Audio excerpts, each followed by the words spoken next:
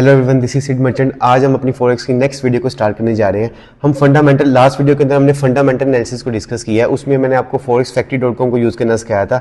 आज हम fundamental analysis के अंदर कौन कौन सी हमने न्यूज़ को स्टडी करना है, मैं आपको तकरीबन कोई 8 तरह के ना डाटा बताऊंगा कि जिसके अंदर हमने काम करना है। वैसे देखिए, वैसे तो कोई 20 डाटा हैं जिसके अंदर आप काम कर सकते हैं, लेकिन हमने उन डाटा पे काम करना है कोई जिसके अंदर हमें ग्रिप हो और जिसके अंदर काम करना भी आसान हो। ठीक है, मैं आपको मोस्ट इंपॉर्टेंट डाटा जो है ना, जिसके ऊपर काम हम इजीली कर सकते हैं, मैं वो करना सिखाऊंगा। उसमें आपको सबसे पहले मैं बताऊंगा कि किस तरीके से आपने कौन से डाटा को एनालाइज करना है और उसका इम्पैक्ट क्या होता है। उसके बाद मैं आपको forexfactory.com से बताऊंगा कि किस तरीके से उसको यूज करना है। ठीक है, आप स्क्रीन पे देख सकते हैं कि सबसे पहले हम अनएम्प्लॉयमेंट क्लेम के बारे में डिस्कस करेंगे, फिर नॉन फॉर्म एम्प्लॉयमेंट चेंज, फिर FOMC, फिर ECB प्रेस कॉन्फ्रेंस, इस तरह GDP का डाटा हम इसको एनालाइज करेंगे, फिर CPI का करेंगे, फिर PPI का, प्रोड्यूसर प्राइस इंडेक्स का, और एंड पे हम क्रूड ऑयल इन्वेंटरीज का डाटा करेंगे। ठीक है, इसमें कमोडिटी के हवाले से सिर्फ एक ही डाटा है, वो क्रूड ऑयल इन्वेंटरीज का, ऑयल के हवाले से। ठीक है, तो मैं वन बाय वन करके ना आपको एक्सप्लेन करता हूँ इन डाटाज को। अनएम्प्लॉयमेंट क्लेम क्या होता है? ठीक है, अनएम्प्लॉयमेंट क्लेम देखें, यूएस के अंदर ना अनएम्प्लॉयमेंट क्लेम आप किस तरीके से कर सकते हैं। A request made by an individual to the state government to receive temporary payments after having been laid off from a job. एक बंदा जो है ना एक जॉब पे लगा होता है और जॉब किसी भी वजह से उसकी जॉब खत्म हो जाती है, तो वो गवर्नमेंट को एक रिक्वेस्ट करता है कि मेरी जॉब खत्म हो गई है, या तो मुझे जॉब ढूंढ के दें, या जो है जब तक मेरी जॉब नहीं लगती तब तक मुझे ना कोई टेम्परेरीली मुझे पेमेंट्स जो है ना उसका अरेंज करें। ठीक है, तो वहां पे यूएस का जो अनएम्प्लॉयमेंट क्लेम का जो अदारा है ना, वो उसको फिर टैकल करता है और उसके मुताबिक ना उसकी फिर या तो उसको जॉब ढूंढ के देता है, ये गवर्नमेंट की जिम्मेदारी होती है उसको ढूंढ के देना। ठीक है, तो ये है कि ये एक इंडिविजुअल जो रिक्वेस्ट करता है ना, वो उसको कहते हैं अनएम्प्लॉयमेंट क्लेम कहते हैं। ठीक है, higher initial claims correlate with the weakening economy. जाहिर सी बात है कि अगर लोग ज्यादा जॉब से निकाले जाएंगे, ठीक है, तो इसका मतलब है उस मुल्क की इकोनॉमी जो है ना बहुत ज्यादा डाउन जाएगी। ठीक है, और अगर लोग जॉब पे रहेंगे, खुद उसको अर्न करेंगे, तो इसका मतलब उस मुल्क की इकोनॉमी काफी अच्छी होगी। ठीक है, in the US this data is collected by the department of labour and published weekly. ठीक है, डिपार्टमेंट ऑफ लेबर जो है ना, जो USD का जो अदारा है ना, वो इस डाटा को रिलीज करता है और इसको जो ना वीकली बेसिस पे जो है ना वो इसको रिलीज करता है। तो इसमें यह है कि हर वीक के किस दिन आपको न्यूज आती है, हमने उसको एनालाइज करना है। इसके अंदर हमने किस तरीके से काम करना है मैं आपको forexfactory.com के ऊपर दिखाता हूँ। आपको क्लियर होगा कि अनएम्प्लॉयमेंट क्लेम होता क्या है। ठीक है, और अब काम किस तरह करना है मैं आपको बताता हूँ। तो forexfactory.com पे देख सकते हैं, हर थर्सडे को ना 6:30 PM पे ना शाम को पाकिस्तानी टाइम के मुताबिक 6:30 पे ना वो अनएम्प्लॉयमेंट क्लेम्स का डाटा आता है। ठीक है, इसको मैं अगर यहाँ पे फोरकास्ट जो है ना 217 मतलब 2,17,000 के जो है ना, ये फोरकास्ट इसकी शो हो रही है। ठीक है, इसको मैं अगर डिटेल में क्लिक करूँ ना, तो देखिए लास्ट जो डाटा आया था ना वो 28 दिसंबर को आया था। इस पे जो था ना एक्चुअल 218 आई थी, फोरकास्ट जो थी वो 211 थी, और एक्चुअल जो 218 मतलब डाटा नेगेटिव आया था। नेगेटिव सेंस में इसमें अगर यहां पे लिखा हुआ है actual is less than forecast is good for currency. ठीक है, अगर एक्चुअल लेस होगी ना, क्योंकि अगर लोगों की रिक्वेस्टें कम जाएंगी तो इसका मतलब है कि वो डाटा पॉजिटिव आएगा ना। अगर रिक्वेस्टें फोरकास्ट थी 2,11,211 थी, लेकिन जो एक्चुअल आई ना वो 2,18,000 लोगों की रिक्वेस्ट आ गई, इसका मतलब है कि लोगों ने ज्यादा जॉब से निकाले गए हैं। तो इसका मतलब है कि वीक डाटा है। वीक डाटा का मतलब है कि USD जो है ना वो वीक हुआ है। ठीक है, USD वीक होने से क्या होगा कि जो USD JPY का पेयर जो है ना, वो जो लास्ट है, ये मैं आपको लास्ट टाइम डाटा बता रहा हूँ, जो करंट डाटा है ना वो आ जाना है 6:30 पे। ठीक है, तो इसमें क्या होगा कि अगर डाटा नेगेटिव आया, जिस 28 दिसंबर को डाटा नेगेटिव आया था, तो इसमें क्या होगा कि USD वीक हुआ है तो USD JPY का पेयर डाउन जाएगा, और जिसके सेकंड पे USD होगा ना, कोर्ट में USD होगा, वो पेड़ ऊपर जाएगा। जिसमें पाउंड USD भी बाय में जाएगा और यूरो USD भी बाय में जाएगा, गोल्ड USD भी बाय में जाएगा। ठीक है, जिसके सेकंड पे USD होगा वो बाय में पेड़ जाएगा, और जिसके फर्स्ट में USD होगा वो पेड़ डाउन जाएगा। ठीक है, तो आप अनएम्प्लॉयमेंट क्लेम को इस तरीके से यूज कर सकते हैं। नेक्स्ट डाटा जो है ना वो है नॉन फार्म एम्प्लॉयमेंट चेंज। ठीक है, नॉन फार्म एम्प्लॉयमेंट चेंज ये गाइस बहुत इंपॉर्टेंट डाटा है। ठीक है, ये डाटा जो है ना हर मंथ के फर्स्ट फ्राइडे आता है ना, हर मंथ का जो फर्स्ट फ्राइडे होगा ना उस पे ये डाटा रिलीज होता है। पाकिस्तानी टाइम के मुताबिक 6:30 पे डाटा आता है। ठीक है, तो उसमें यह है कि आपने इस डाटे के ऊपर बहुत ज्यादा केयरफुल रहना है। ठीक है, आपने किस तरीके से नॉन फॉर्म एम्प्लॉयमेंट चेंज को यूज करना मैं आपको एक्सप्लेन करता हूँ। Change in the number of employed people during the previous month excluding the farming industry, ठीक है। ये डाटा जो है ना मंथली डाटा होता है ना, इसमें यह है कि पिछले एक मंथ में ना कितने लोग जॉब से निकाले गए या जॉब के अंदर कितने लोगों को जॉब मिली, ये वो डाटा होता है, ठीक है। Change in the number of employed people during the previous month, इसमें फार्मिंग इंडस्ट्री नहीं आती, जो किसान की इंडस्ट्री होती है फार्मिंग, वो इंडस्ट्री नहीं आती। बाकी जितने भी प्राइवेट इंडस्ट्री है सब कुछ इसके अंदर आ जाती है, ठीक है।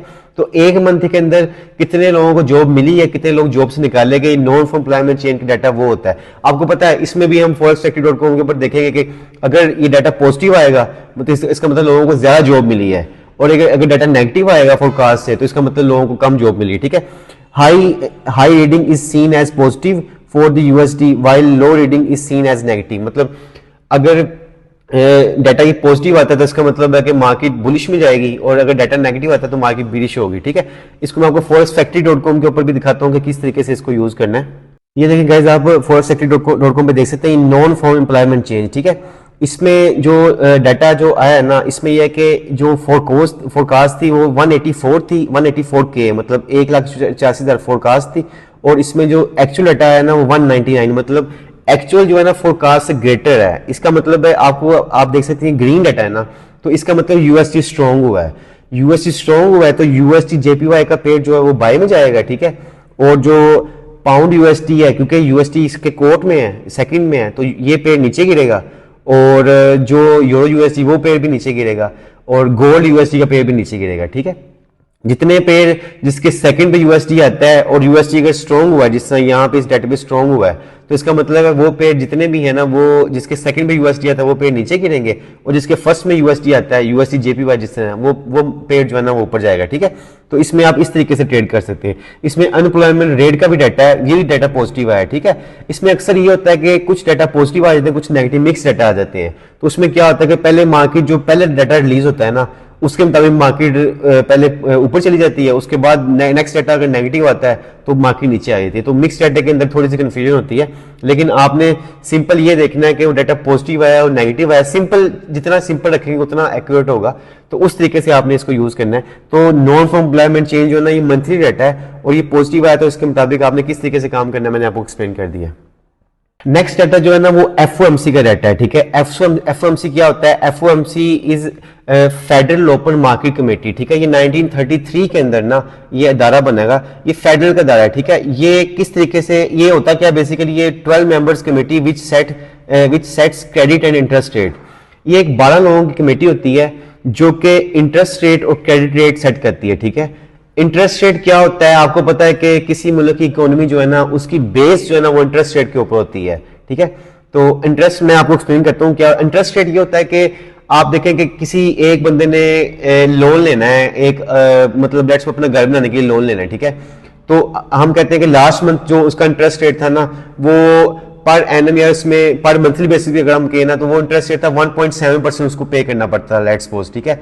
लेकिन नेक्स्ट जब रिलीज आएगी तो उन्होंने अगर ये एफओएमसी जो फेडरल ओपन मार्केट कमेटी है ना, ये अगर इंटरेस्ट रेट बढ़ा देती है ना 1.7 से 1.9% कर देती है, तो 0.2% उसने इंक्रीज कर दिया। तो ये इंटरेस्ट को इंक्रीज करने से क्या फॉरेक्स मार्केट पे इंपैक्ट होता है ये मैं आपको एक्सप्लेन करता हूं, ठीक है। आपको पता है कि जब भी कभी इंटरेस्ट रेट इंक्रीज होगा ना तो लोग जो है ना वो लोन जो कम लेंगे, ठीक है, क्योंकि उनको हाई अमाउंट पे करनी पड़ेगी अपने लोन के ऊपर, लोन को वापस करते हुए, तो वो पहले सोचेंगे। तो इसका मतलब है अगर इंटरेस्ट रेट इंक्रीज होगा ना तो उस मुल्क की या उस करेंसी की इकोनॉमी डाउन होगी, और अगर इंटरेस्ट रेट कम होगा ना तो इसका मतलब है उस मुल्क की इकोनॉमी जो है ना वो पॉजिटिव होगी, ठीक है। तो इसमें भी आपने ये देखना है कि एफओएमसी की जब भी कभी ये न्यूज आएगी ना, ये बेसिकली प्रेस कॉन्फ्रेंस होती है, इसमें ये होता है कि अगर ये इंटरेस्ट रेट कम करते हैं ना तो इसका मतलब है कि यूएसडी स्ट्रांग होगा, ठीक है। और अगर ये इंटरेस्ट रेट ज्यादा कर देते हैं तो इसका मतलब यूएसडी वीक होगा, क्योंकि लोगों की बाइंग कैपेसिटी कम हो जाएगी। तो हमने इसको किस तरीके से काम करना है ये मैं आपको एक्सप्लेन करता हूं। This committee consist of 7 members of board of governors and 5 of the 12 members are federal reserve bank presidents, ठीक है। इसमें 12 लोगों की कमेटी होती है, 7 लोग जो है ना बोर्ड ऑफ गवर्नर्स होते हैं उस कमेटी के, और जो दूसरे 5 लोग होते हैं ना वो फेडरल के जितने बैंक्स हैं ना उसके प्रेसिडेंट्स होते हैं। आप देखें कि किसी मुल्क को चलाने के लिए बड़े बैंक के जो प्रेसिडेंट जिस मीटिंग में बैठे हो कितनी इंपॉर्टेंट मीटिंग होगी, ठीक है। The FOMC meets 8 times per year to set की इंटरेस्ट रेट, ठीक है। ये साल में 8 बार मिलते हैं, मतलब हर 45 डेज के बाद इनकी मीटिंग होती है और उसमें डिसाइड करते हैं कि मुल्क की, असल में ना ये FOMC जो होती है ना पूरी मुल्क की इकोनॉमी को कंट्रोल कर रही होती है और ये देखते हैं कि मुल्क की इकोनॉमी जो है ना, अगर तो उन्होंने पैसों की सप्लाई कम करनी है ना तो उसके मुताबिक इंटरेस्ट रेट को बढ़ा देते हैं। अगर मार्केट में पैसा ज्यादा हो तो इंटरेस्ट रेट को बढ़ा देते हैं ताकि बैलेंस हो जाए, और अगर मार्केट में पैसा कम हो तो इंटरेस्ट रेट को कम कर देते हैं ताकि लोग ना मजीद पैसों की ना मूवमेंट होती रहे उसके अंदर। तो इस तरीके से इकोनॉमी को कंट्रोल करते हैं। हम जो एनालिस्ट होते हैं ना, analyst try to guess whether the Fed will tighten or loosen the money supply thereby causing interest rate to rise and fall. Analyst होते हैं वो यही देखते हैं जो फेड जो है ना, FOMC जो है ना, वो इंटरेस्ट रेट बढ़ाने वाली है ज्यादा करने वाली, ठीक है, उसके मुताबिक जो है ना हम उसमें ट्रेड करते हैं। ये बेसिकली एक रिपोर्ट देते हैं। मैं आपको रिपोर्ट भी दिखाता हूं, आपने किस तरीके से उसको रीड करना है। तो ये रिपोर्ट एक अपनी प्रेस कॉन्फ्रेंस में देते हैं, वो रिपोर्ट को आपको पढ़ते साथ ही पता लग जाता है कि इंटरेस्ट रेट कम हुआ है ज्यादा हुआ है, ठीक है। ये इस तरह ये आप स्क्रीन पर देख सकते हैं कि ये इस तरह की ये एक मीटिंग होती है, मतलब ये बड़ी सी एक कॉन्फ्रेंस होती है। इसमें फेडरल बैंक के प्रेसिडेंट भी बैठे होते हैं, उस कमेटी के जो मेंबर्स हैं ना, 7 मेंबर्स होते हैं वो भी बैठे होते हैं, ठीक है। तो इतनी कॉन्फिडेंशियल मीटिंग होती है कि यहाँ से जो भी इंफॉर्मेशन है ना बाहर लीक नहीं हो सकती, ठीक है, इतनी कॉन्फिडेंशियल ये मीटिंग होती है। तो इस तरीके से आप FOMC को ना यूज करते हैं। नेक्स्ट जो है ना वो मैं आपको एक्सप्लेन करता हूँ ECB प्रेस कॉन्फ्रेंस। ये भी एक फंडामेंटल न्यूज होती है, ठीक है। ECB क्या है, basically ECB is European central bank, ठीक है। अभी तक हमने पहले जितनी भी न्यूज की थी ना वो हमने USD के हवाले से की थी। ये एक वाहिद न्यूज है जो यूरो के हवाले से होगी। ECB मतलब ये यूरो की न्यूज होगी, उसके मुताबिक हमने अपनी मार्केट को एनालाइज करना है। European central bank is the central bank for the euro and administrates monetary policy for the eurozone, ठीक है। ये यूरोपियन सेंट्रल बैंक जो है ना वो यूरोप के अंदर जितने भी कंट्रीज आते हैं ना यूरोपियन यूनियन के अंदर, उसकी जो है ना वो मॉनेटरी पॉलिसी जो है ना वो लॉन्च करता है। मॉनेटरी पॉलिसी ये होती है कि उस मुल्क को ना, मतलब जो मुल्क उसके साथ काम कर रहे होते हैं ना, उसको बताता है कि नेक्स्ट रूल ये है, इस रूल के मुताबिक आपने काम करना है। जिस तरह एक्सचेंज रेट के कुछ रूल्स होते हैं, आपने टेलीग्राफ ट्रांसफर करनी हो, मुल्क से पैसा बाहर भेजना हो, अंदर जाना हो, तो ये सारा काम जो है ना यूरोपियन सेंट्रल बैंक करता है। ये भी करते कि हैं, ये भी जो है ना वो इंटरेस्ट रेट को ही कम ज्यादा करते हैं। जो हमने FOMC में एक्सप्लेन किया था ना इंटरेस्ट रेट को, सेम ये वही करते हैं। अगर ये इंटरेस्ट रेट कम करेंगे तो इसका मतलब है कि लोगों की बाइंग कैपेसिटी बढ़ जाएगी, लोग ज्यादा लोन लेंगे, और ये अगर इंटरेस्ट रेट बढ़ा देंगे तो लोग कम लोन लेंगे। तो उसके मुताबिक ही मनी की सप्लाई और डिमांड जो है ना उस तरह होता है। The ECB announcement comes about 45 minutes after the meeting in a press conference and details their action or lack of action। ये प्रेस कॉन्फ्रेंस के ना मतलब ये जब ये मीटिंग कर लेते हैं ना अपनी, उसके 45 मिनट के बाद एक प्रेस कॉन्फ्रेंस करते हैं, उसमें बताते हैं कि हमने इंटरेस्ट रेट कम किया है ज़्यादा किया है, और उसके मुताबिक मॉनेटरी पॉलिसी भी जो है ना वो एक पेज की फॉर्म में वो एक्सप्लेन कर देते हैं कि हमने नेक्स्ट ये रूल चेंज किए, ये नहीं किए। तो आपने सिंपल ये देखना है ECB के अंदर भी, जिस तरह हमने FOMC में देखा था कि ECB ने इंटरेस्ट रेट कम किया है ज्यादा किया है, ठीक है, उसके मुताबिक आपको पता है किस तरीके से काम करना है। The primary objective of the European central bank is to maintain price stability within the eurozone, ठीक है। ये इनकी कोशिश होती है कि जितने मुल्क इनके साथ काम कर रहे हैं ना उसके अंदर प्राइस स्टेबल रहे, किसी पेड़ की प्राइस बहुत ज्यादा ऊपर ना चली जाए, किसी बहुत ज्यादा नीचे ना चली जाए, एक स्टेबल रहे ताकि इकोनॉमी स्टेबल रहे। तो इस तरीके से आपने ECB प्रेस कॉन्फ्रेंस को ना करना। ये बेसिकली FOMC और ECB दोनों जो है ना प्रेस कॉन्फ्रेंस होती है। कोई forexfactory.com पे इसका शेड्यूल जरूर होता है, वो आप forexfactory.com पे देख सकते हैं कि कब ये न्यूज रिलीज होनी है। लेकिन सिंपल ये है कि ये प्रेस कॉन्फ्रेंस होती है और उसके अंदर आपने सिंपल ये देखना है कि इन्होंने इंटरेस्ट रेट ज्यादा किया है कम किया है, ठीक है। तो ये मैंने आपको एक्सप्लेन कर दिया। इंटरेस्ट रेट कम होगा तो इसका मतलब है कि USD जो है ना वो क्या इंपैक्ट होगा, इंटरेस्ट रेट ज्यादा होगा तो क्या इंपैक्ट होगा उसका। नेक्स्ट जो डाटा आता है ना, ये भी काफी इंपॉर्टेंट डाटा, ये GDP है। GDP बेसिकली क्या होती है, ग्रोस डोमेस्टिक प्रोडक्ट, ठीक है। GDP जिस तरह पाकिस्तान की जो GDP मतलब बहुत ही ज्यादा डाउन है, क्योंकि GDP होता है क्या है, sum of all goods and services produce within the country's border in a specific time period. एक मुल्क के बॉर्डर्स के अंदर ना, मतलब एक मुल्क के अंदर जितनी चीजें वो मुल्क खुद बना रहा है ना उसको GDP कहते हैं, ग्रोस डोमेस्टिक प्रोडक्ट। और वो कितनी चीजें एक्सपोर्ट हो रही है मुल्क से बाहर जा रही हैं और कितनी इंपोर्ट हो रही हैं, ये सारा कुछ ना GDP के अंदर आ जाता है, ठीक है। इसका भी डाटा forexfactory.com पे आता है। अगर बेसिकली हम जितना भी डाटा स्टडी करेंगे वो यूएसडी के हवाले से करेंगे, ठीक है। तो इसमें भी अगर यूएसडी वीक होता है तो उसका मतलब है कि वो उसके मुताबिक यूएसडी जेपीवाई जो है नीचे गिरेगा, पाउंड यूएसडी ऊपर जाएगा।